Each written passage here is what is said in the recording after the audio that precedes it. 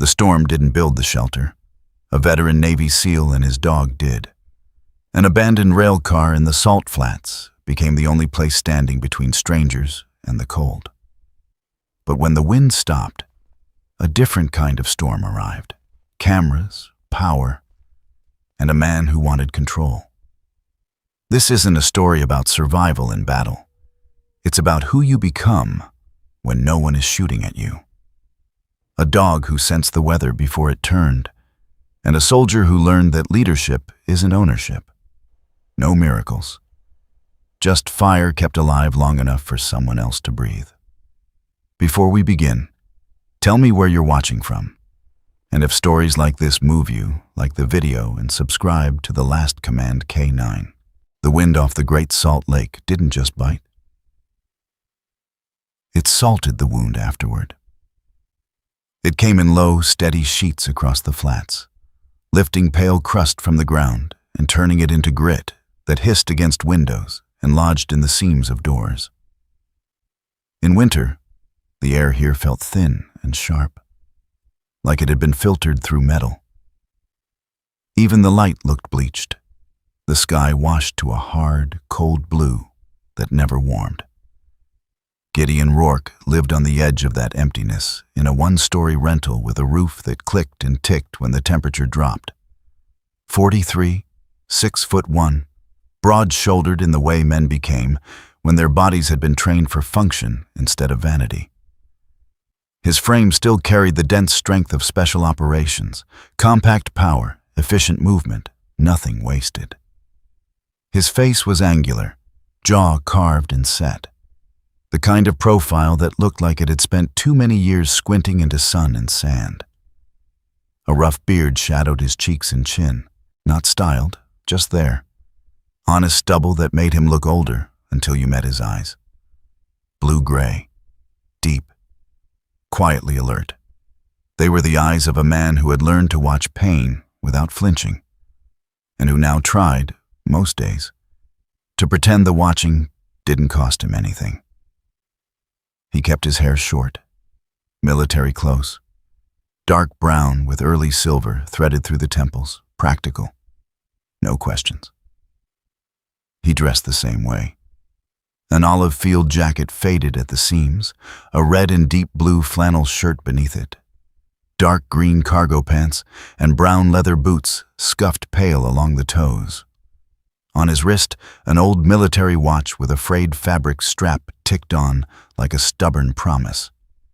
In his right pocket, a folding knife. More tool than weapon.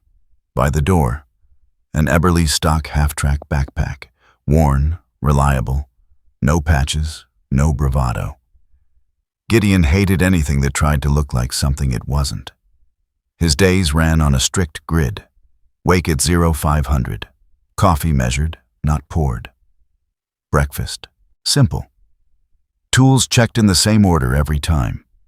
A little notebook on the counter with neat columns. Fuel, groceries, repairs.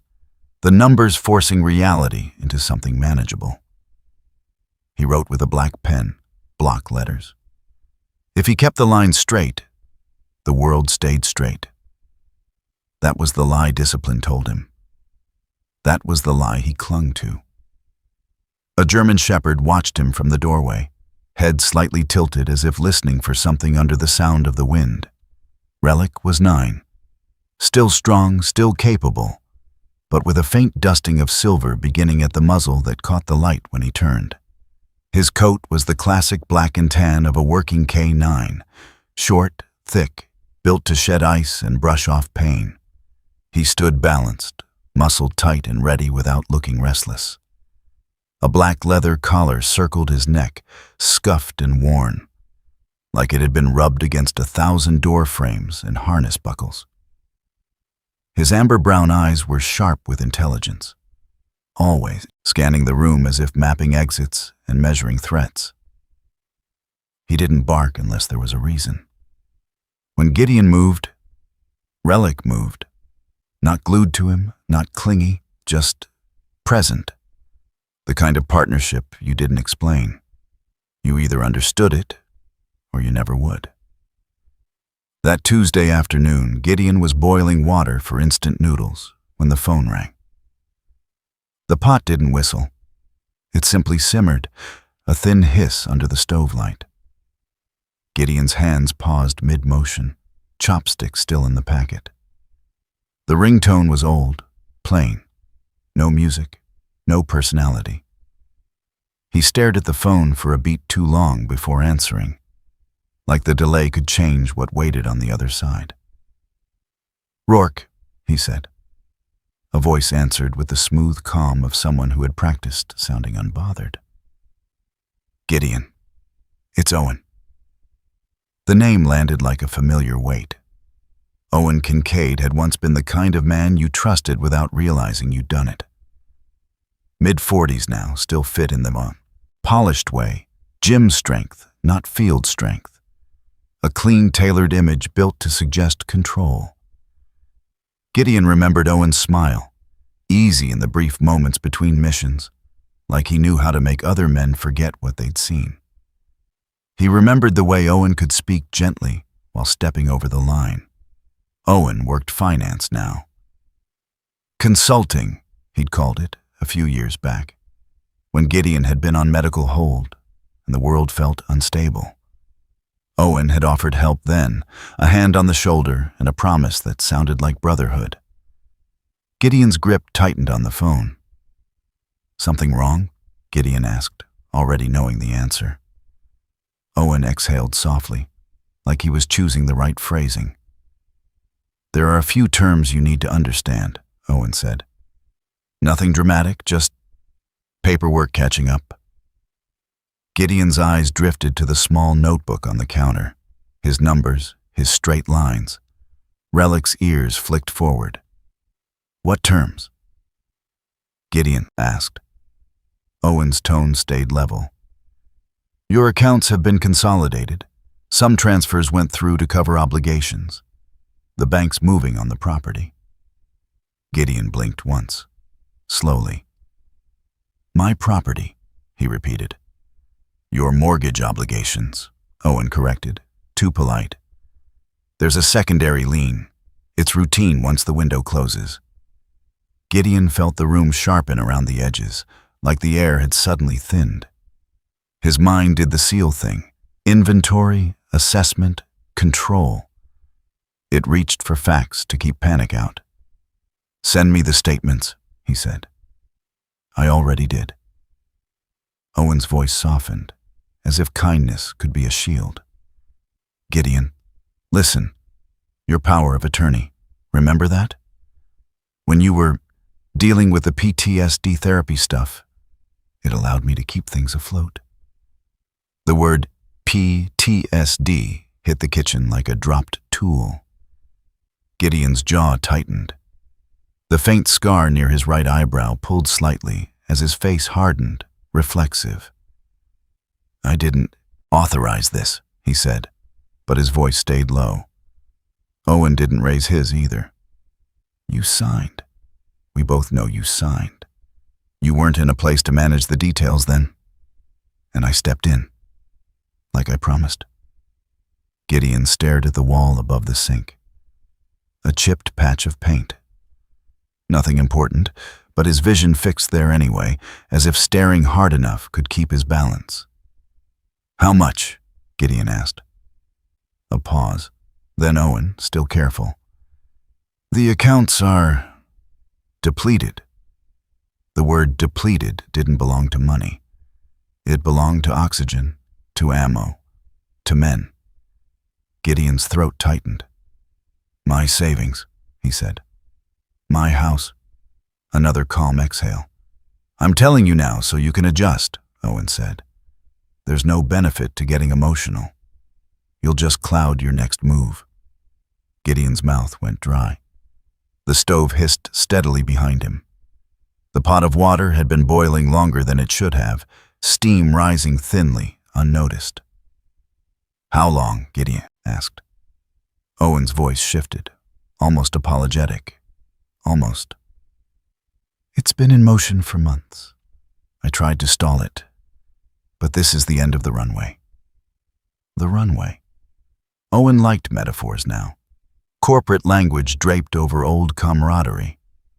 Gideon's eyes flicked to Relic again. The dog stood perfectly still, head slightly turned, not at Gideon, but toward the front of the house, as if something beyond the wall had made a sound. Gideon's pulse kept steady by force. "You said you tried," Gideon murmured. "But you didn't call." "I'm calling now." Owen's smile was audible in his voice. "You're alive. That counts for something." A flash, an unwanted memory, hit Gideon's mind. Cold desert night, a friend's hand slipping from his grip, the sound of rotors fading. He swallowed it down like poison. "Do you have the documents?" Gideon asked. "They're legal," Owen said quickly. "Everything's legal." That was what made Gideon's stomach turn. No shouting, no apology, just legality, like a tag on a body bag. He ended the call without a goodbye. The phone went dark. The kitchen felt too quiet. Gideon stood there, hands braced on the counter, staring at nothing. He could feel his heartbeat in his wrists, in his ears. A slow drum that meant he was still functioning. Relic made a sound, barely audible. Not a growl, not a whine. A low breath pushed through the nose, a signal more than a noise. Gideon reached for his notebook, turned a page. His pen hovered. Fuel, groceries, repairs. He wrote a line, then stopped because the ink trembled slightly. Not enough to be obvious, but enough to humiliate him. He set the pen down carefully, like it might explode. He walked to the front window and looked out. The world beyond was pale and flat and harsh. The wind lifted salt and snow together, making the horizon blur. In the distance, the small town's lights sat low on the land like a scattered necklace. Warm, human, promising shelter. He could go there. He could find a place in a heated room among strangers. He could be another body in a shelter line. Another veteran with a story no one wanted to hear. The radio on the kitchen shelf crackled alive as if it had been listening. A woman's voice, steady, practiced, local, spoke with repeated urgency. The kind of voice that learned not to sound afraid because fear would spread faster than weather. "This is an advisory for Salt Lake County and surrounding areas. A historic cold front is moving in rapidly. Temperatures are expected to plunge to minus 32 degrees Celsius by tonight. Wind chills will be life-threatening. Please seek shelter immediately. Emergency shelters are nearing capacity. Repeat, shelters nearing capacity." Gideon's eyes narrowed at the phrase. Nearing capacity meant full by the time he got there. He turned the radio off. The silence returned. He moved through the house like he was packing for a mission. Not frantic, just final. He found an old duffel. His documents, a few tools, a thermos, 2 protein bars. The last of his cash, folded thin in his wallet. He stared at the number for a second, then looked away. Relic watched from the doorway, ears angled forward, posture balanced. Gideon opened a cupboard and pulled out a bag of kibble. Not much left. He poured a measured amount into Relic's bowl, then realized the gesture was absurd, feeding the dog like it was a normal day.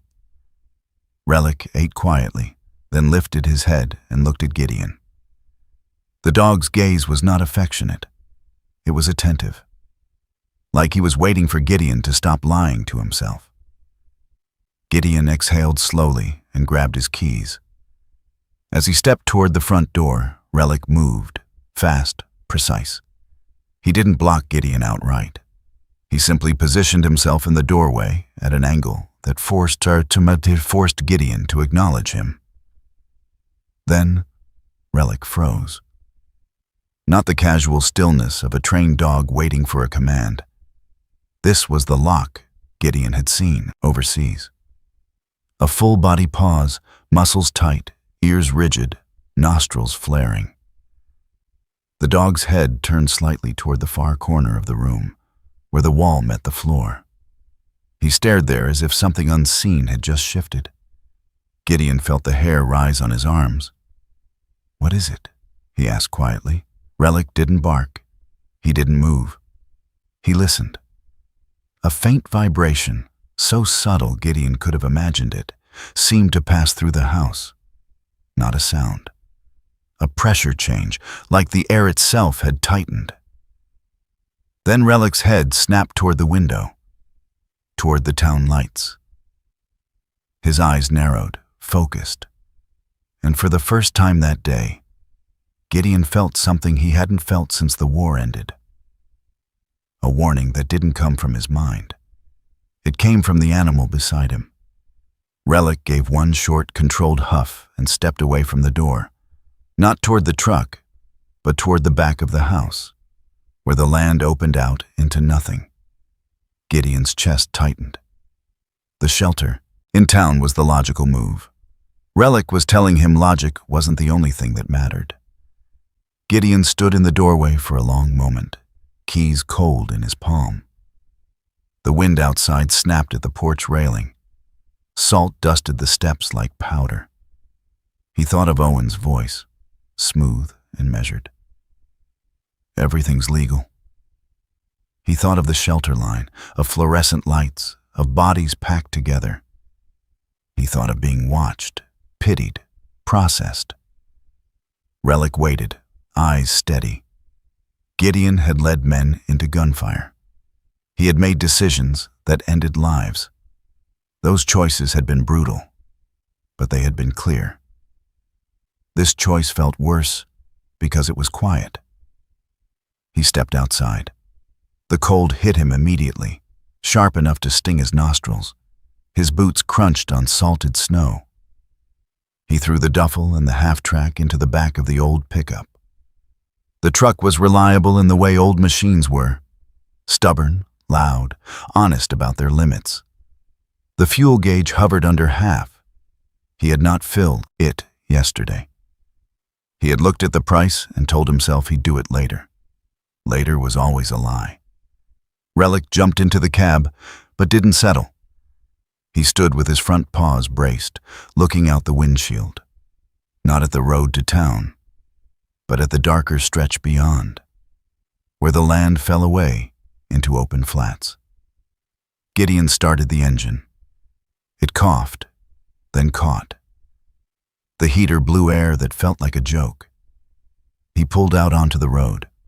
For a quarter mile, he drove toward the town lights, toward the idea of people. Relic remained standing.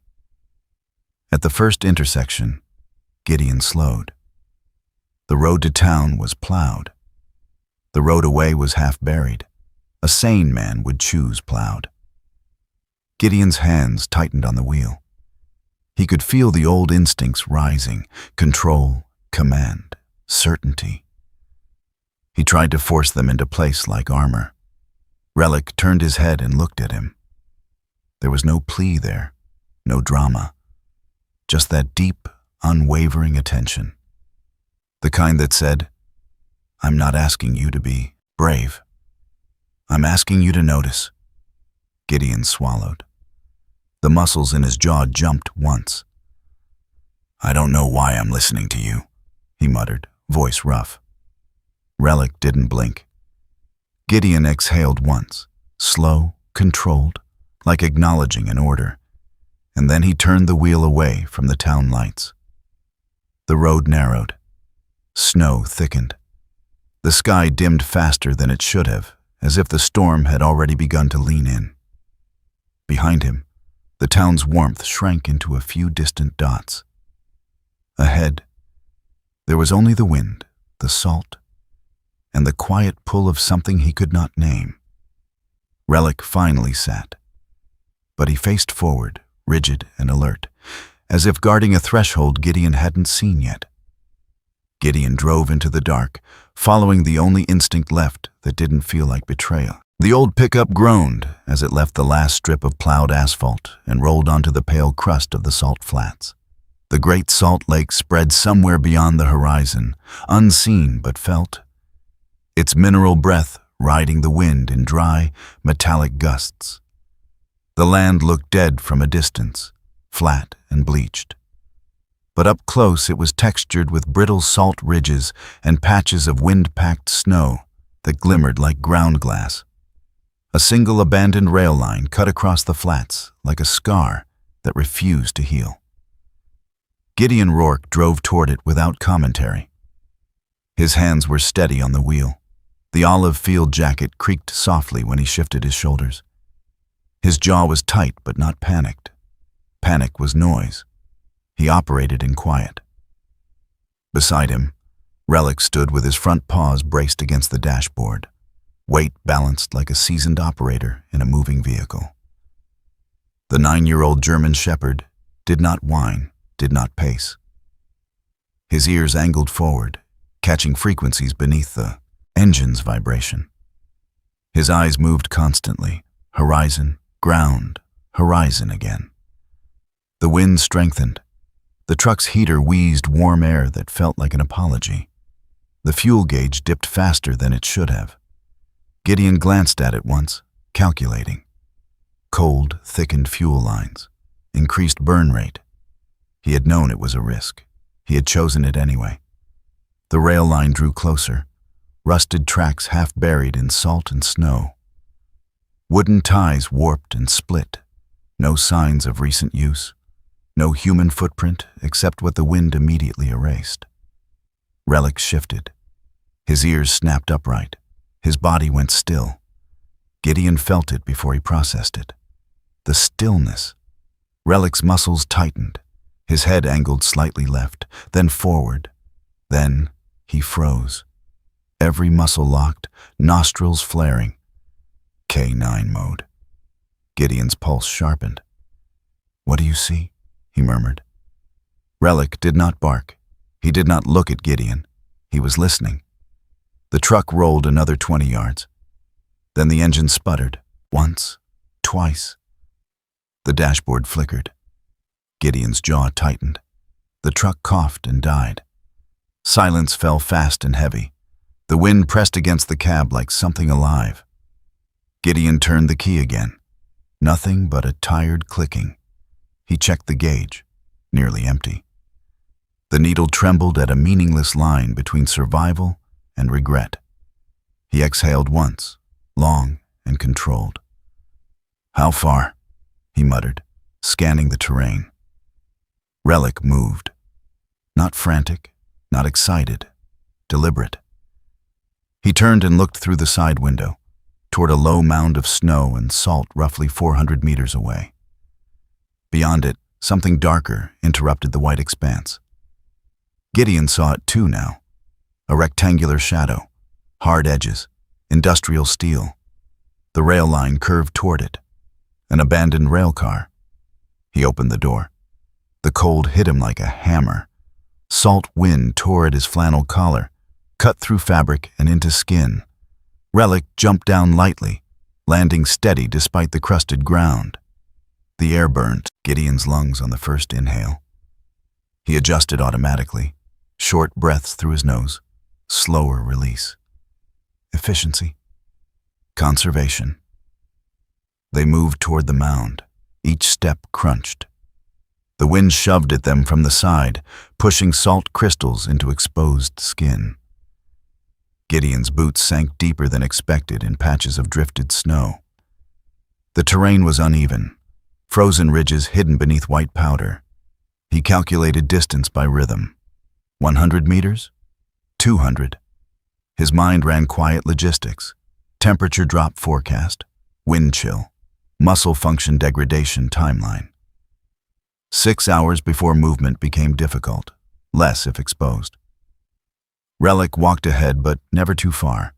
He scanned constantly, head pivoting, ears twitching at the subtle changes in pressure. His body language was controlled but alert. At 300 meters, the wind shifted. Relic stopped. He lowered his body slightly, not in fear, but in focus. Gideon followed his gaze. The steel railcar sat half buried in snow. angled slightly as if the earth beneath had shifted years ago. It was industrial, heavy-walled, built to carry materials, not people. The paint had peeled away in long scabs. Rust crept along the edges. The sliding door was partially ajar, frozen at a crooked angle. No light, no tracks leading in, no miracle. Just a forgotten thing in a dead place. Gideon's stomach tightened. A steel box in this cold could preserve heat, or trap it. He had seen men die in sealed spaces before. Relic approached slowly. He sniffed along the base, moved toward the door track, then stepped back. He placed both front paws on the metal step beneath the door, and stopped. He did not enter. He did not retreat. He waited. Gideon stood a few feet away, chest rising in slow, measured breaths. He studied the structure the way he had once studied buildings before clearing them. Structural integrity, wind direction, snow load, entry points. The wind slammed against the railcar's side. The steel vibrated faintly. He stepped forward and placed his gloved hand against the metal wall. Cold. Unforgiving. But solid. He felt something else through the glove. A faint tremor. Not mechanical. Not electrical. Wind. The car was absorbing the gusts, dispersing them across its surface. Not airtight. Not sealed. That mattered. Gideon circled it slowly. One side was partially shielded by the snow mound. Wind impact reduced there. The leeward side could offer some protection. He checked the undercarriage, clear enough to crawl beneath if needed. No visible collapse. The roof bowed slightly, but held. Relic followed him, eyes scanning. Gideon paused at the open door and peered inside. Darkness swallowed the light. The interior was empty. No crates, no debris except wind-blown salt and old rust flakes. The steel floor would conduct cold like ice. He stepped back. If they stayed outside, exposure would kill them. If they went inside without ventilation, condensation and frost buildup could suffocate or freeze them. He calculated again. 6 hours. The temperature would plunge after sunset. He needed insulation, windbreak, and controlled airflow. He looked at Relic. The dog's gaze was steady. No fear, no push. Just trust. A sudden sharp crack echoed across the flats. Not thunder, not metal. Ice shifting beneath salt. Relic spun instantly, body low, ears locked on the sound's origin. Gideon turned too. In the far distance, near the horizon, something moved. Not large, not fast. A flicker of dark against white. Gideon squinted against the glare. For a split second, he thought he saw the outline of a vehicle far beyond the rail line, just a silhouette, swallowed by wind. Then it vanished behind a curtain of blowing salt. Relic did something unexpected. He stepped between Gideon and the open expanse. Not toward the railcar, toward the horizon, guarding. Gideon felt it then, a tightening in his chest that had nothing to do with cold. Someone else might be out here, or someone had been. And if someone else was moving across these flats in this storm, they weren't tourists. The wind roared again, erasing all traces. Relic looked back at Gideon once. A question, or a warning. Gideon forced his breathing steady. "Focus," he murmured. Not to the dog, but to himself. Whatever he thought he saw did not change the immediate math. Survival first. Answers later. He moved quickly now. He climbed into the railcar and tested the floor with his weight. It held. He checked airflow. Small gaps along the door frame and near the roof seams, enough to prevent total sealing. That reduced the coffin risk. He dropped the half-track inside. From the duffel, he pulled out a compact tarp and emergency blanket. He secured the tarp along the wind-facing side, creating a partial barrier near the open door to reduce cross-breeze while maintaining ventilation. Relic jumped inside and began pacing slowly along the interior edges, sniffing seams and corners. He paused near one wall and pressed his nose to a crack along the floor seam. Gideon crouched beside him. "What is it?" Relic sniffed again, then sat. Gideon leaned closer. A faint scent lingered in the metal. Oil. Old diesel. Human presence from months ago, maybe longer. Nothing fresh. But not ancient either. This railcar had not been abandoned for decades. He filed that away. He removed a small toolkit and used a metal rod to wedge the sliding doors slightly more closed, reducing wind exposure without locking them in. His hands worked steadily, even as sensation began to dull in his fingertips. He layered the emergency blanket across one interior corner, creating a pocket of insulated space. He would use body heat, reduce exposed surface area, ration movement. He checked his watch. Time was no longer measured in hours. It was measured in degrees. Relic settled beside the insulated corner, but remained upright, not curling fully. Alert. Always alert. Gideon sat against the steel wall and felt the cold immediately press into his back. He closed his eyes for a moment, not to rest, but to center. Owen's voice echoed faintly in memory. "Everything's legal." Gideon felt a flicker of anger. Not explosive, cold. Legal did not mean right. The storm outside intensified. Wind hammered the steel, sending low vibrations through the structure. The railcar groaned once, metal flexing against temperature change. Gideon opened his eyes. Relic's ears flicked. The dog leaned slightly into Gideon's leg, not for comfort, but to anchor. Gideon placed a gloved hand against the dog's shoulder. 6 hours, he murmured. Relic's breathing remained steady. Outside, the salt flats disappeared into white noise. Inside the steel shell, 2 figures waited. One man shaped by discipline and betrayal. One animal guided by instinct and loyalty. The railcar was not salvation. It was a calculation. And the temperature was still falling. Gideon glanced once toward the narrow gap in the door. The horizon beyond had vanished completely. There would be no easy return tonight. He pressed his palm against the steel again, feeling the wind shudder through it. 6 hours. That was the margin between choice and consequence. And for the first time since turning off the road, Gideon allowed himself one honest thought. If the railcar failed, there would be no one coming. Morning did not arrive with warmth. It arrived with gray light filtered through blowing salt and the hollow thrum of wind moving differently than it had the night before. Gideon woke without remembering when he had fallen asleep. The steel wall at his back had leached the heat from his spine despite the insulated corner he'd built. His muscles felt tight but functional. That was enough. Relic was already awake. The 9-year-old German shepherd stood near the partially sealed door, body angled, ears slightly canted. Not rigid, not alarmed, but listening. The dog's breath came in slow, controlled puffs that clouded briefly before disappearing. His amber-brown eyes tracked something outside the narrow opening. Gideon followed his gaze. Through the thin slit of light, a shape moved against the white. A vehicle. Not the silhouette from the night before. This one was real and close. A county-issued utility truck rolled carefully along the rail line, tires biting through crusted salt.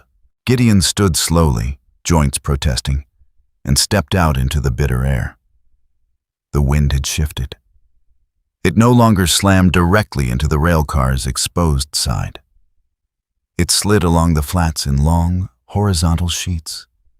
The sound was different, less hammering, more whispering. The truck stopped 20 yards away. The driver stepped out. June Halden was not the kind of woman people forgot. She was 58, tall and lean in a way that suggested a lifetime of physical work rather than exercise for show. Her hair, once dark, had turned a clean steel gray and was cut short at the jawline, practical against wind and machinery. Deep lines carved her face, not from softness, but from sun and loss. Her eyes were a sharp, assessing green, the kind that measured risk before it measured sympathy. She wore a heavy canvas coat the color of dark earth, its cuffs frayed from years of contact with metal railings and rough timber. Thick leather gloves covered her hands. Steel-toed work boots grounded her stance. She walked toward the railcar with steady steps, no hesitation. Relic stepped forward instantly, not aggressive, blocking. June stopped a few feet away, reading the dog the way she read infrastructure. Structural, intentional. "That yours?" she asked, nodding toward Relic. Her voice was low and unhurried, no panic in it, no authority posturing. "Yes," Gideon replied. She studied Gideon next. Her gaze traveled from his worn boots up to the olive field jacket, the faded flannel, the watch, the scar near his brow. She did not flinch at the details. She cataloged them. "You're not a drifter," she said flatly. "No." She glanced at the rail car. "This one's on my list." Gideon didn't ask what that meant. He waited. June walked around the structure, boots crunching over salt. She checked the roofline, the angle of the base, the door track. "It's scheduled for dismantling," she said finally. Budget froze. "It's been sitting here longer than it should." Relic followed her movements, silent and precise. June stopped at the doorway and looked inside. "You slept in this?" she asked. "Yes. And you're still breathing." "Seems that way." A corner of her mouth moved, almost a smile. She reached into her coat and pulled out a folded clipboard with official county letterhead. The paper was already creased from being carried in rough conditions. "I don't permit people to live in condemned infrastructure," she said evenly. "But I also don't ignore emergencies." She extended the document. It was a temporary hazard acknowledgement, worded carefully. It didn't grant permission. It simply recorded that she had assessed the site during an active weather emergency. "If I don't see you making it worse," she said, "then I don't see you at all." Gideon took the paper. Relic remained still, but alert. "You can't seal it airtight," June continued. "Condensation and carbon monoxide will kill you faster than cold." "I know. You can't build open flame fires inside." "I won't. And if you survive this week," she added, eyes locking on his, "you reinforce it properly. Floor insulation, structural bracing, not just survival improvisation." Gideon nodded once. June studied him another second. "You look like someone who follows orders," she said. "I follow logic."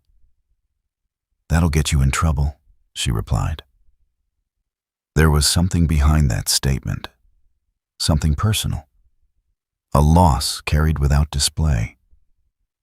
June had lost a son 3 winters ago during a backcountry snowmobile accident. The county had blamed equipment failure. She had blamed complacency. Since then, she inspected abandoned sites herself during extreme weather alerts. She turned to leave. Then she paused. "One more thing," she said, glancing at Relic. "That dog knew before you did." Gideon didn't answer. June climbed back into her truck and drove away, leaving tracks that the wind began erasing immediately. By midday, Gideon had begun reinforcing the interior. He found broken wooden pallets half buried near the rail line, likely remnants from past freight. He dragged them one by one to the rail car and laid them across the steel floor to create a raised surface barrier against conductive cold. Relic worked alongside him, not hauling, but inspecting. He sniffed each pallet carefully, checking for rot, chemical residue, instability. The dog's movements were efficient and deliberate. Inside, Gideon adjusted the door opening, recalculating airflow. He reduced the wind's entry without sealing it fully. He was careful, too careful. The cold made thinking sharper, but slower. He could feel the margin narrowing. Late afternoon brought a new sound, an engine struggling at low RPM. Relic stiffened. Gideon stepped outside. A second vehicle approached. An old 18-wheeler cab detached from its trailer, crawling across the flats like a wounded animal. It stopped 50 yards away. The driver door opened. A man climbed down carefully. Elias Venn was 52, tall but slightly stooped from decades behind a wheel. His beard was streaked with gray and windburn carved his cheeks raw. His eyes were bloodshot but alert, the kind of eyes that had spent too many nights staring at highways and too many mornings waking in truck stops. His jacket was thick brown canvas, patched at the elbows. A knit cap covered thinning hair. He moved with stiffness, but not weakness. Relic positioned himself between Elias and Gideon immediately. Elias lifted both hands slowly. "I'm not here to take anything," he said. His voice carried gravel and exhaustion. "Saw the structure from the ridge. Figured someone might have had the same idea." "You alone?" Gideon asked. "Always," Elias replied, a shadow passing through his expression. His house in Toul had gone under after his wife died. Medical bills, missed payments. He had sold the bay trailer, sold the truck. The cab he drove now was borrowed from a cousin who still believed in second chances. He glanced at the railcar. "You staying in that?" he asked. "For now." Elias nodded slowly. "Wind's dropping on this side," he observed. "It'll swing again tonight." Relic moved forward, sniffed Elias carefully. Hands, boots, sleeves. He circled once, then stepped back slightly, though not fully relaxed. "Your dog doesn't like me," Elias said quietly. "He's deciding." Elias exhaled. "Fair enough." By evening, they had reinforced the interior further. Gideon shared limited space but not authority. He set boundaries calmly, airflow preserved, no open flames, minimal movement to conserve heat. The three of them sat in the insulated corner. Elias leaned against a pallet wall, breathing slow. Relic remained upright. Gideon adjusted a section of tarp near the door. And then he made his first mistake. The wind had calmed briefly. The air inside felt marginally warmer. Gideon decided to reduce the door gap further, just a few inches, enough to trap more warmth. Relic stood immediately. He began pacing along the wall. Not frantic, uneasy. Gideon glanced at him. "Down," he ordered. Relic hesitated, then obeyed. 10 minutes passed. The air grew still. Elias shifted. "You feel that?" he asked faintly. Gideon looked over. Elias's complexion had paled beneath the windburn. His breathing seemed shallow. "Head's light," Elias murmured. Gideon's stomach dropped. He inhaled deeply. The air felt heavy, too still. Relic was already up. He pressed his nose hard against the tarp seam near the door and let out a short, sharp huff. Gideon moved instantly. He ripped the tarp loose, forcing the door wider. Cold wind blasted inside, brutal and immediate. Elias coughed hard, sucking in air. Gideon stepped back, heart hammering once, harder than the wind. He had nearly sealed them in, nearly suffocated them for the illusion of control. Relic had known. Again. Gideon stared at the dog. Relic met his gaze without judgment, just fact. Gideon exhaled slowly. "I was wrong," he said quietly. It was not dramatic. It was not shouted. It was simply true. Elias leaned back against the pallet, color returning slowly. "Appreciate the correction," he muttered weakly. Outside, the wind shifted again. Not violent, now swallowed in gray. He had nearly now swallowed in gray. He had nearly killed them with confidence. That realization did not break him. It reshaped him. The wind began pressing against the railcar from a new angle, and the steel groaned softly in response. The storm did not fade. It changed shape. By the third day, the wind no longer came in violent bursts. It came steady, grinding, persistent, like something patient. The railcar held, but not comfortably. The steel flexed in small, protesting sighs as temperatures hovered well below zero. Word traveled faster than the wind. Elias still had a working CB radio inside the cab of his detached rig. He had wired it to a portable battery he guarded like gold. That radio, static-heavy, unreliable, stubborn, became their thread to the outside world. He had not meant to advertise, but when a voice cracked through the noise asking if anyone near the West Flats had found shelter, Elias had answered. "There's a railcar by the old line," he'd said. "It's standing." That was enough. The first to arrive was not new. Elias Venn himself had stayed the night after nearly passing out. But morning exposed what the cold had done to him. His left foot was numb beyond reason. When Gideon pulled off his boot to check circulation, the toes were pale and waxy. "You didn't say it was that bad," Gideon muttered. Elias gave a crooked half-smile, beard crusted faintly with frost. "Truckers don't complain," he said. "We just keep moving." Relic stood close during the inspection. The dog's nose hovered near Elias's injured foot, then lifted, evaluating scent, blood flow, tissue condition, human stress. Relic did not relax until Gideon finished wrapping the foot in layered insulation. Elias was allowed space, but not comfort. Relic had made that decision slowly. He had circled the man twice that first night, sniffed every seam of his jacket, every crease in his gloves. Only after long minutes had he stepped aside enough to allow Elias to enter fully. The second arrival came near midday. A white SUV crawled across the flats, like something dragging its own shadow behind it. It stalled 50 yards away, wheels spinning briefly before giving up. The driver stepped out carefully.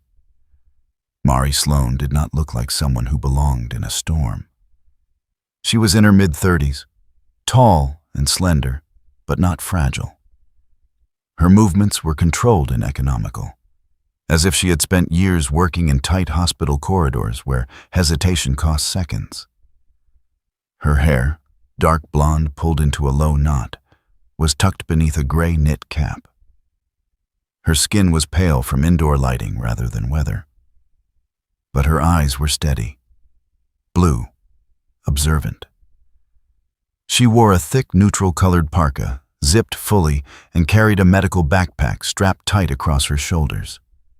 No panic in her gait, just assessment. Relic met her 10 feet out. He did not bark. He stepped forward, nose lifted. Mari stopped immediately. She did not reach out. She did not speak to the dog. She waited. Relic sniffed the air first, then her boots, then her gloves, then the backpack. He paused at the zipper seam. There was a scent there. Sterile, clean, sharp, antiseptic. Relic's ears twitched. He shifted his weight slightly backward, not alarmed, but uncertain. Mari spoke softly. "I'm not carrying weapons," she said. "Just gauze and regret." Gideon's eyes flicked to her. There was no self-pity in her voice, just statement. "Why here?" Gideon asked. The hospital's generator failed, she replied. Backup ran for 12 hours. Then we evacuated what we could. I couldn't take them all. Her jaw tightened slightly when she said it. That was the scandal, not malpractice, not theft. She had chosen which patients went into ambulances first. And someone's son had not been on that list.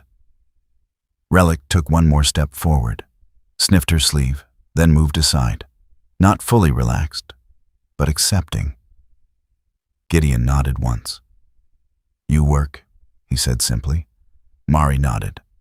I always do. She entered the railcar without looking back at her SUV. By late afternoon, a third arrival tried to push his way in. His name was Carter Bellamy, though no one asked long, enough to care. He was mid-40s, broad-faced, red from wind and anger. His beard was uneven, patchy, like he had shaved halfway and stopped. His jacket was too thin for the conditions, an impulsive man's mistake. His voice came loud, defensive. You can't just claim this, he barked, stepping toward the door. Relic snapped forward instantly. Not a bite, not contact. A flash of teeth inches from Carter's face. Sharp, precise. Carter froze. The snap had not been emotional. It had been surgical. Gideon did not raise his voice. There's space if you follow rules, he said. What rules? Carter demanded. No yelling, Gideon replied. Air stays moving. Fire only when monitored. If you stay, you work. Carter scoffed, but lowered his tone. Relic did not take his eyes off him.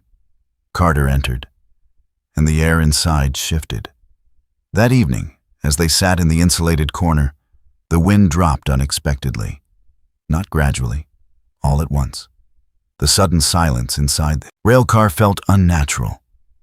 Like pressure released too fast, Relic stood up. Not toward the door, not toward the wind. He turned slowly toward the far wall, the interior wall, the steel panel opposite the entrance. He stared at it. His body did not tense for attack.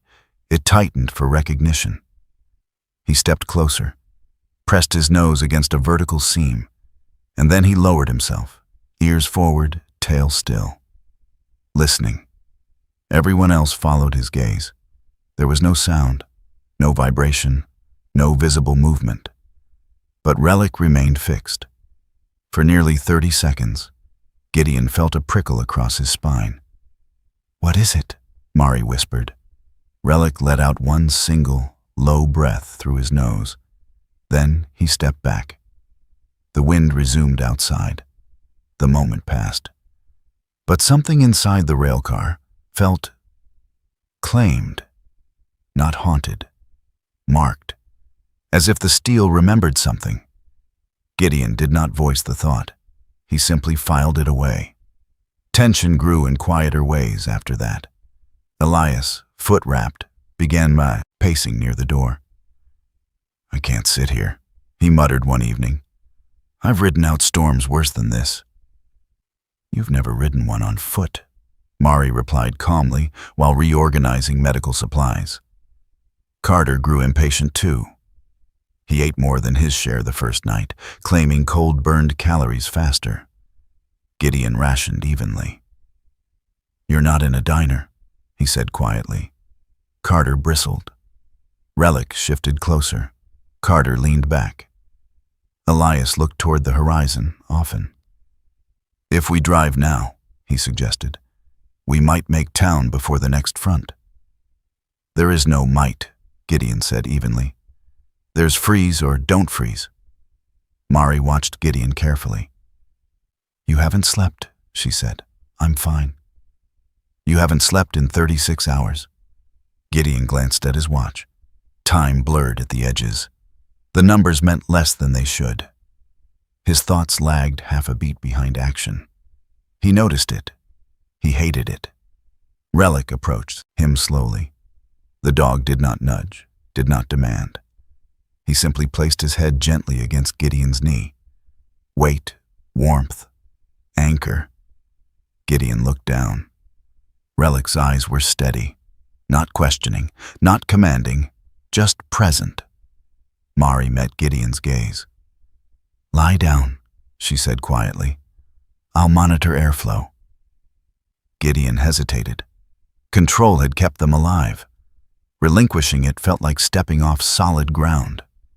But his thoughts were starting to tangle. He knew that sign. He had seen it in soldiers who pushed 1 hour too far. He nodded once, lowered himself into the insulated corner, closed his eyes. For the first time since the railcar became more than steel, Gideon did not stand watch. The storm continued. Elias remained by the door. Carter muttered to himself. Mari checked seams and airflow twice.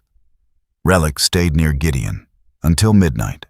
Then, without warning, he rose. Not toward the door, not toward the wind. He stood facing the center of the railcar. The others noticed the mass shift instantly. Relic's ears angled inward. His posture changed, not defensive, attentive. He took 3 steps toward the middle of the steel floor and stopped. Everyone watched him. He did not growl, did not snap, did not bark. He simply stared at a spot between them all. The air felt heavier. The railcar seemed to hold its breath. And for a long moment, no one moved. The 4th night was the coldest. Not because the temperature dropped further, though it did, but because exhaustion had begun to strip away the illusion of control. Steel amplified everything, every gust, every shifting pallet, every breath. By dusk, the wind carried a sharper edge, a finer grit of salt that scraped along the railcar's sides like sandpaper. Warren Pike arrived just before dark. He came on foot. No vehicle, no radio. Just a man in his 70s moving through the flats, like someone who had misjudged distance and refused to admit it. He was tall once, Gideon could tell, but years had folded him inward slightly. His shoulders stooped not from weakness, but from habit, as though he had spent a lifetime leaning over workbenches. His hair was white and thin, plastered to his scalp by frost. His face was narrow, deeply lined, the kind carved by decades under open sky. His hands were large and calloused, fingers thick from labor. He wore an old wool coat that had long ago lost its insulation value and gloves that were more whole than fabric. Relic saw him first. The German shepherd stepped toward the railcar opening, body angled, ears alert but not aggressive. Warren stopped 10 feet away, breath coming in ragged pulls. "I saw smoke earlier," he rasped, though there had been none. "Figured someone smart enough to outlast me might be here." His voice carried stubbornness more than fear. Gideon stepped out immediately. "Inside," he said. Warren hesitated only long enough to look at Relic. The dog approached slowly, nose working along Warren's coat hem, then his gloves, then the exposed skin near his wrist. Relic stiffened for half a second, not at scent of threat, at scent of cold, deep cold, the kind that lingered too long in tissue. Inside the railcar, Mari dropped to her knees the moment Warren crossed the threshold. She moved without drama. She was not tall in posture, but precise in motion. Her hands, bare now despite the temperature, worked quickly, removing Warren's gloves and boots. His right hand was worse. 2 fingers, index and middle, were pale beyond simple frostbite. Waxy, hard. Mari's jaw tightened. "Stage 2 hypothermia," she said quietly. "Maybe worse. He's fading." Warren tried to wave her off. "I've been colder," he muttered. Relic moved closer. The dog did not sniff now. He pressed, his body aligned along Warren's chest and abdomen, rib cage to rib cage, heat transferring through fur and muscle. Mari glanced up at Gideon. "Good," she said softly. They worked in practiced coordination. Gideon lifted pallets to further isolate the insulated corner. Elias surrendered his extra blanket without being asked. Carter muttered about rations, but handed over a thermal liner anyway. They built a heat nest. Layered insulation beneath, shared body warmth above. Mari directed gently. Slow rewarming, she instructed. No sudden heat. Massage extremities lightly. Keep him conscious. Warren's head lolled slightly. Relic adjusted his position. The dog shifted his chest upward just enough to align over Warren's sternum, stabilizing the older man's breathing rhythm. Gideon watched the dog closely. Relic's breathing remained steady, but there was strain there, an exertion beneath control. Minutes stretched. The wind outside intensified briefly, then dipped. Warren shivered once, then twice, then violently. Good, Mari whispered. That's good. Time lost its edges again. They rotated positions carefully to conserve warmth without overwhelming the old man's system. Warren's eyes fluttered open. He stared at the steel ceiling for a long moment before focusing on Gideon. Don't tell me what I lost, he said hoarsely. Tell me what I've got left. Gideon did not hesitate. You're breathing, he replied. Warren nodded faintly. Then we're even. Mari examined the damaged fingers carefully. She did not speak. Immediately, the tissue was too far gone. 2 fingers would not survive, but the hand would. She wrapped it carefully, preserving what could be preserved. No ceremony, no apology. Relic remained pressed against Warren until the older man's breathing stabilized fully. Only then did the dog shift away. He walked 3 steps toward the wall, and his legs trembled. Gideon noticed instantly Relic had held body heat transfer too long. The dog shook once, not from fear, but from fatigue. Gideon crouched beside him. Easy, he murmured. He lifted one of Relic's front paws gently. The pads were cracked at the edges from salt abrasion. One claw had split along the side. Not catastrophic, but painful. Relic did not pull away. He simply watched Gideon. Mari moved closer. I have antiseptic, she offered. Gideon nodded. He cleaned the split carefully, wrapped it lightly. Relic endured it without flinching. That was when Gideon felt it clearly. Relic would burn himself out to protect others if Gideon didn't stop him. And Gideon had almost done that already. The CB radio crackled without warning. Static first. Then a voice. Not Elias's usual contacts. Clearer, professional. Reports circulating of a makeshift shelter on the West Flats. Authorities confirming a railcar structure being used during the storm. Everyone froze. Elias turned slowly toward the radio. That's not local chatter, he muttered. The voice continued. Unverified claims of a former military figure leading the group.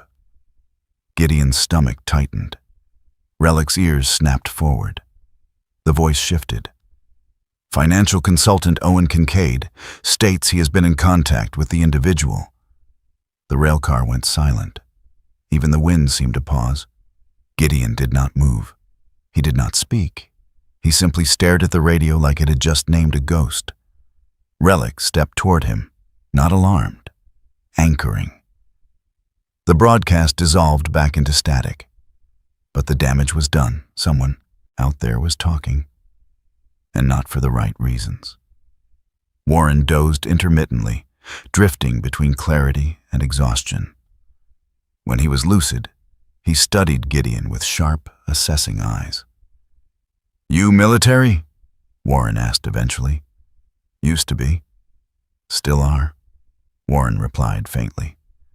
There was no accusation in it, just observation. Carter shifted uncomfortably near the opposite wall.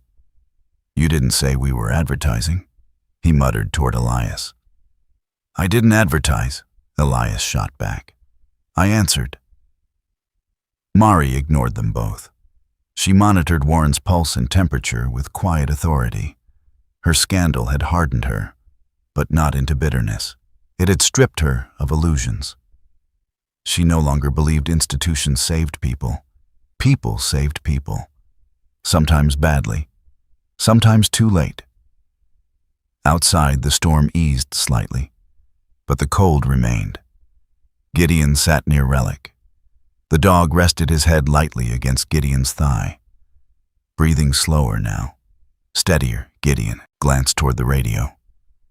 Owen Kincaid had found the narrative. He would spin it. Legal, controlled, charitable. Whatever made him look like the rescuer instead of the one who had hollowed Gideon's accounts. Gideon's jaw tightened. Not in anger, in calculation. Warren stirred again. "Son," he said softly, eyes barely open. "Cold takes what it can. You decide what it keeps." Gideon looked at him. "What do you keep?" he asked. Warren smiled faintly. "Enough." Silence settled again. Relic shifted once more. But this time he did not look outward. He looked at Gideon, and Gideon understood. The railcar was no longer just shelter. It was leverage. And someone had just tried to claim it. Outside, the wind carried the storm farther east. Inside, 5 people and 1 dog remained alive. 2 fingers lost, 1 claw split. No deaths. Yet. The radio crackled once more, then went silent. Gideon looked around the railcar. At Warren, breathing shallow but steady. At Mari, focused and relentless. At Elias, jaw tight but loyal. At Carter, restless but contained. At Relic, watching him. The storm was not the only force shifting direction. The storm did not end with drama. It thinned. It retreated in layers, like a beast losing interest. The wind that had carved the flats for days softened into long, exhausted sighs. The sky cleared first at the edges, a pale blue pushing through gray. The temperature remained brutal, but the violence had passed. The railcar stood, scarred, holding. By late morning, the first county vehicles appeared along the old rail line. 2 snow-equipped trucks, a utility ATV, men in reflective jackets stepping carefully across crusted salt. Relic was outside before anyone else. He did not charge. He positioned himself just ahead of Gideon, weight evenly distributed, eyes sharp and unreadable. June Halden exited the lead truck first. Her canvas coat was dusted white at the shoulders. Her face looked more tired than before, but steadier. Behind her came 2 emergency response workers, young, bundled in county gear, scanning the structure for hazard flags. One carried a thermal scanner, the other, clipboard. "Casualties?" June called out. "None," Gideon replied. "Amputations?" she asked, blunt. 2 fingers, Mari answered from behind him. June nodded once. She had expected worse. A third vehicle rolled in behind the county trucks. Black SUV, clean lines, polished paint, out of place. The passenger door opened slowly. Owen Kincaid stepped out like he had rehearsed it. He wore a tailored black overcoat cut too precisely for this terrain. Dark gloves, boots that were new enough to still reflect light. His hair was trimmed neatly, styled against wind with expensive defiance. His face was clean-shaven, jaw sharp, eyes pale and controlled. He did not look like someone who had slept inside steel. He looked like someone who had arrived to claim a narrative. He smiled when he saw Gideon. Relic stepped forward 1 pace, not aggressive, occupying. "Gideon," Owen said warmly, as though they had agreed to meet for coffee. "You look resourceful." Gideon did not respond. Cameras appeared next.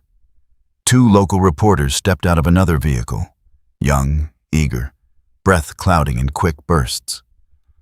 One of them, a woman in her late 20s with dark hair tucked under a wool cap, lifted a camera immediately. Her name tag read, Lena Morales. County Press. Lena's eyes were bright with curiosity rather than malice. She scanned the railcar, the pallets, the improvised insulation.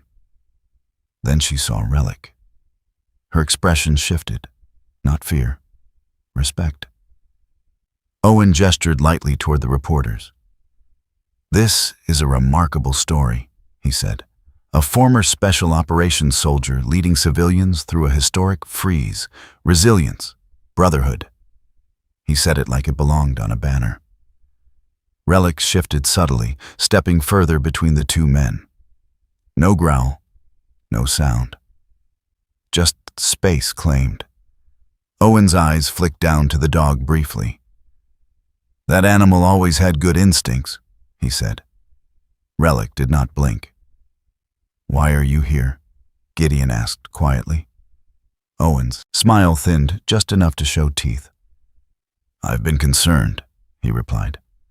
"You vanished. Financial irregularities. And then this." He gestured toward the railcar as though it were a product launch. "We can turn this into something sustainable," he continued smoothly. "Relief funds, sponsorship. You deserve stability, Gideon." June stepped closer. "He doesn't need sponsorship," she said flatly. Owen glanced at her dismissively. "And you are?" "County oversight," June replied. Owen nodded with polite indifference. Then he leaned slightly toward Gideon. "You survived the war," Owen said quietly, voice pitched low enough to avoid microphones. "But out here, you don't know how to play." The words were clean, precise. They were not shouted. They were placed. Gideon felt the old reflex surge, an urge to strike, to end the conversation with force. But he did not move. Instead, he stepped back into the rail car. He returned with a worn folder from the half-track. Paper, not performance. He opened it without looking at Owen. Bank statements, power of attorney documents, transfer confirmations, printouts of shell accounts routed through consulting firms that existed only on paper. And one page he laid down last. An account tied to the name of a deceased relative of Mari Sloan. Mari stiffened when she saw it. Owen's jaw tightened imperceptibly. Gideon held the papers out. Not to Owen, to June. "You were asking about hazard reports," Gideon said calmly. "Here's another one." June accepted the folder. She read quickly. Her eyes did not widen, they sharpened. Elias stepped forward. "He came through the diner in town 2 weeks ago," Elias said. "Asked about Gideon, about debts." Mari spoke next. "He accessed a hospital relief database," she added quietly. "Used donor funds." The reporter's cameras lowered slightly. The narrative shifted. Owen's posture remained upright. "You're misunderstanding. Business restructuring," he said coolly. "Everything was legal." Gideon met his gaze. "Legal," he repeated. The word felt hollow in the open air. An investigator from the county sheriff's office approached. Mid-40s, square-faced, mustache trimmed neatly. His name patch read Deputy Aaron Holt. He carried himself with the steady neutrality of someone who had seen men argue their way into handcuffs before. "You want to make a formal complaint?" Holt asked Gideon. "Yes." Owen laughed softly. "This is a misunderstanding between friends." Relic stepped forward again, not lunging, not snapping. He simply moved into the narrow space between Gideon and Owen. Chest lifted, eyes locked, still, unblinking. The air tightened. Owen's composure faltered for the first time, just slightly. He shifted his weight backward 1/2 inch. Relic did not advance. He did not retreat. He held ground. The reporters caught that moment. Not aggression, presence. Deputy Holt took the sheets. "Folder from June." "I'll review this," he said evenly, "and we'll proceed accordingly." Owen looked at Gideon one last time. "You think this is victory?" he murmured. Gideon did not answer. He did not need to. Owen stepped back toward his SUV. The cameras followed him briefly, then returned to the railcar. Lena Morales lowered her camera slightly. "This place," she said softly. "What are you going to call it?" Gideon glanced around the interior. The pallets, the insulation, the corner where Warren slept with bandaged hand, the place where Relic had nearly exhausted himself. "It's not mine," he said. June nodded once. "It won't be," she agreed. As the afternoon light grew clearer, evac teams began transporting those stable enough to town shelters. Carter left first, without thanks. Elias lingered. "I'll come back," he said. "Help reinforce." Mari stayed near Warren, who was being carefully loaded into a medical transport. Before he was moved, Warren looked at Gideon again. "You kept enough?" the old man said faintly. Gideon nodded once. The railcar emptied gradually. Relic walked slowly through the interior, nose tracing along pallet edges and seams as though memorizing what had been built here. The noise of engines faded. The reporters packed up. June stood near the doorway. "You could have hit him," she said quietly. "I thought about it," Gideon replied. "But you didn't." "No." She studied him. "Good." Relic stepped to Gideon's side. The dog's breathing was steady now, claw-wrapped, eyes calm. The storm had passed. The railcar remained. But it no longer felt crowded. It felt unfinished. As the sun dipped lower, casting long silver shadows across the flats, Gideon stood in the doorway and looked at what they had created. Not by plan, but by necessity. June approached him one last time. "We'll need to file a structural report," she said. "After that, it's up to you." "Up to me how?" Gideon asked. She looked out over the empty salt. "Whether this stays a story," she said, "or becomes a place." The wind moved gently now. Relic lifted his head slightly, sensing the shift. The railcar stood quiet. No longer just refuge. No longer just steel. The question settled into the cold air. What would it be next? The railcar did not disappear when the storm passed. It changed. County crews returned within days, not to dismantle it, but to inspect it properly. June Halden oversaw every measurement herself. She walked the perimeter with a clipboard tucked under her arm, green eyes scanning weld lines and roof curvature like a surgeon assessing bone structure. Temporary became deliberate. Ventilation panels were installed at calibrated heights, angled to prevent direct crosswind while maintaining airflow. Insulation boards lined the interior walls without sealing the structure airtight. A small certified propane heater was mounted with carbon monoxide monitors fixed above head height. The pallets were replaced with raised composite flooring anchored safely to steel braces. The transformation was not flashy. It was careful. Above the sliding door, a wooden board appeared one afternoon. Elias had carved it with patient, steady hands. Winter shelter, community stewardship. The words were simple, not ownership, not rescue, stewardship. The county suggested Gideon's name go beneath it. He declined immediately. "If it's mine," he said quietly to June, "it'll start bending toward me." June studied him for a long moment. Her gray hair lifted slightly in the wind. "You don't want authority," she observed. "I want responsibility," Gideon replied. "They're not the same." June retained legal oversight. She ensured paperwork prevented private claims, sponsorship hijacks, or ownership transfer attempts. Her name sat in small print on official filings, not as proprietor, but as municipal guardian. Mari established a compact medical station inside, 2 shelves of organized supplies, labeled in neat handwriting. She wore her parka less often now. She moved with the rhythm of someone who had chosen to stay. Her reputation in town was complicated. Some remembered her triage decisions during the hospital generator failure. Some resented her. But when frostbite cases came in, they sought her first. Elias wired the CB permanently into a solar battery hybrid system mounted outside the railcar. He spent mornings tuning frequencies, mapping weather patterns by listening to truckers across state lines. He had found purpose in static.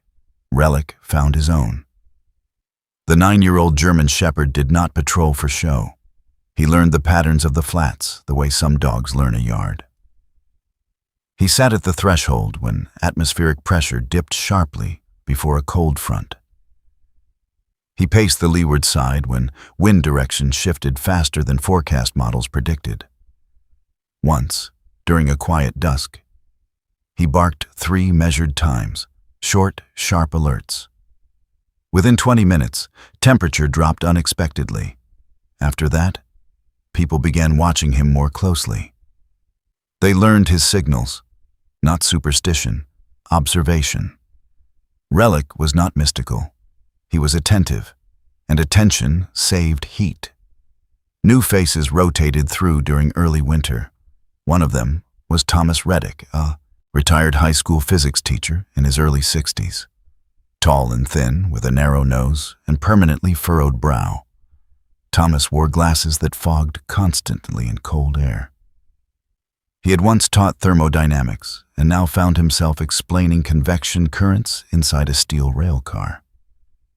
He spoke softly, precise even in casual conversation. Years earlier, a car accident had taken his wife during an ice storm on I-80. Since then, Thomas had developed a habit of over-preparing for weather.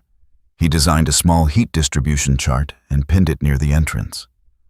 Warm air rises, he reminded anyone who would listen. Cold doesn't disappear, it moves. Relic tolerated Thomas with quiet approval. The dog often sat near him during his explanations, ears flicking as if absorbing vocabulary.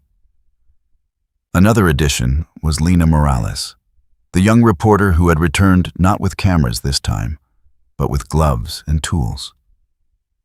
Her dark hair was tied back in a braid now, her lens replaced by a hammer. She had written one article, measured, factual, no sensationalism. After that, she came back without credentials. Stories change when you live inside them, she had said. She was quick-witted, curious, and far less fragile than her age suggested. Relic greeted her with mild interest and then acceptance. She moved without sudden gestures. That mattered. One late afternoon, months after the storm that birthed the shelter, the skies shifted in a way Thomas did not forecast. The air felt oddly heavy, humid in a region that rarely held moisture in winter. Relic, who had been lying near the entrance, rose slowly. He did not bark. He did not pace. He stepped outside, stood still, then turned. Not toward the horizon, not toward the sky, toward Gideon. Their eyes met. Gideon felt it instantly. Not danger, a decision. Relic stepped forward once, placing a single paw just beyond the threshold, then looked back again. It was subtle, almost nothing. But Gideon understood it the way he once understood silent hand signals in the dark. The dog was not warning of cold. He was asking if Gideon was ready. For what? Gideon did not know. The moment passed as quickly as it came. But something inside Gideon shifted quietly in response. The county approached him again in early December. Official manager, the paperwork read. Compensation, authority, recognition. Gideon read the proposal once, then folded it neatly and handed it back. If this becomes a title, he said, it becomes ego. June didn't argue. You'll still be here? She asked. Yes. That's enough. By mid-season, the railcar had become routine. Routine did not mean complacency. It meant readiness without drama. Relic's cracked claw healed slowly. A faint scar remained along the split line.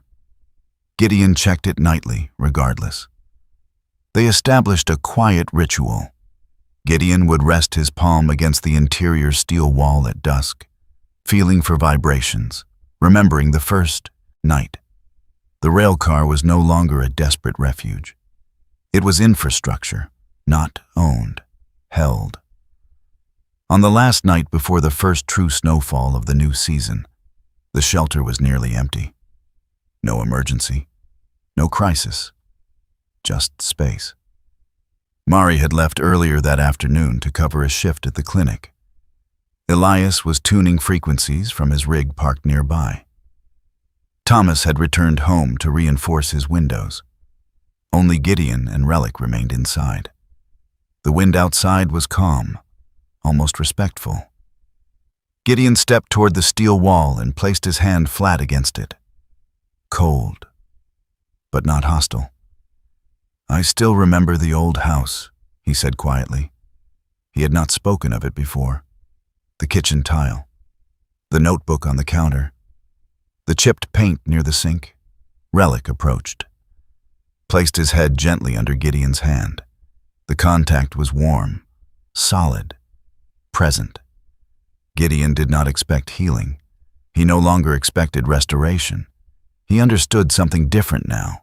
Continuation. Outside, the first snow of the new season began to fall. Not violent, not blinding, soft flakes drifting downward across the salt flats. The kind of snow that did not threaten. It marked. Gideon stepped to the threshold, Relic beside him. The railcar stood behind them, vented properly, heater secured, signs steady above the door. Winter shelter, community stewardship, not miracle, not monument, not property, a place where someone chose to keep warmth for someone else. Snow collected lightly on the sign. Gideon exhaled once. "All right," he said softly. Relic lifted his head. "Ready?" The flakes thickened gently. The steel did not groan. The wind did not rage.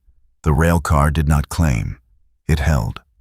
And for now, that was enough. Sometimes we look for miracles in thunder, in sudden rescues, in doors that open without effort. But most miracles do not arrive that way. They arrive quietly, through hands that choose to help, through strangers who stay when it is easier to leave, through a steady heart that refuses to turn cold. In this story, there was no magic railcar, no supernatural light breaking through the storm.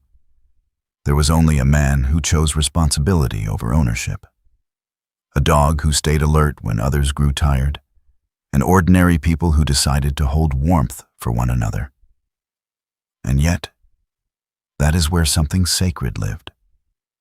Maybe miracles are not events that suspend the laws of nature. Maybe they are moments when human beings live closer to the heart of God.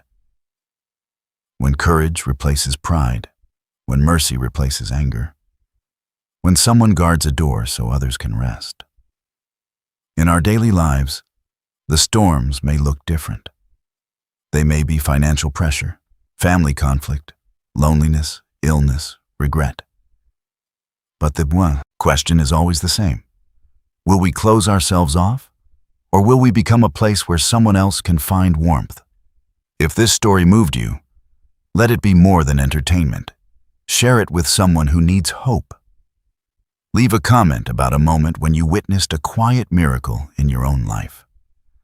Subscribe to the channel so we can continue telling stories that remind us who we are capable of being. And wherever you are watching from, may God protect your home, strengthen your heart, and guide your steps. May He give you the courage to endure your storms and the grace to become shelter for someone else. Hold the fire.